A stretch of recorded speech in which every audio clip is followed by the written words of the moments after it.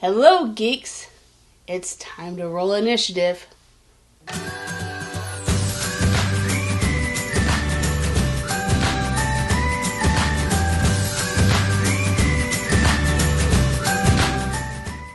Dungeons & Dragons Honor Among Thieves has finally hit the theater. And I don't know about you, but I've been excited to go see this movie since I saw the poster for the first time. It tells the quest of a chaotic neutral party that's just trying to bring their family back together. Now, they never actually say that they're chaotic neutral, but definitely feels chaotic neutral to me. They never do anything too bad, and they try not to hurt anybody, but they're definitely not good. And chaotic neutral tends to be my alignment of choice. You kind of get to do whatever you want, as long as you don't go too far in one direction or another. I would have to say that the cinematography and the editing were beautifully done, and it was a very fun movie, especially if you've ever played Dungeons & Dragons before. The party actually reminds me of most of my Dungeons & Dragons parties, where we do our best to try to give our DM a headache. Speaking of DMs, check out my shirt. I know it's hard to read on this color. I would definitely get a different color if you choose to get one.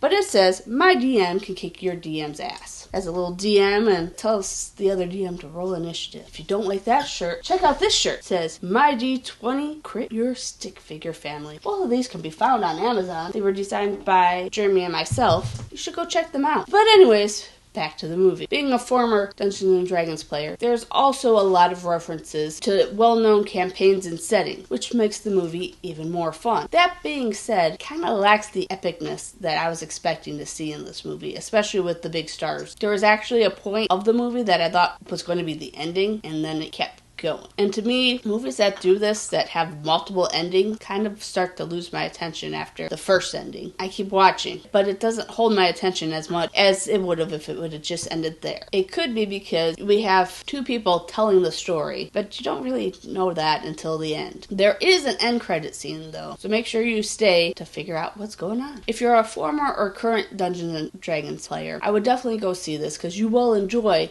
the nostalgia of the movie. However, if you're just a fantasy lover, you might want to pass on this one. I don't think you'll enjoy it as much as if you were familiar with the Dungeons & Dragons settings and campaigns. For that reason, I give this movie a 3-star out of 5 because it was a lot of fun, but I think it just needed a little bit more fine-tuning to make it that epic movie that we want. I do think it was better than the original Dungeons & Dragons movie that we saw in 2000s. But I enjoyed that one too. But before we go, geeks, I want you to tell me what your favorite Dungeons & Dragons stories was in the comment section below. My favorite campaign was when I was playing a bard named Robert that was trying to become a dread pirate. Had the ship that was worth 10,000 gold and was on my way and had become chaotic evil because I decided that I didn't want the priest to have the staff that we had just rescued. I didn't trust them to keep it safe. But the paladin of our group's like, nope, we promised that we'd give it back. So he gave it back. So I kind of burned down the church. The paladin somehow found out that I burned down the church and burned my boat down. I was very angry. But it's kind of okay because that same night,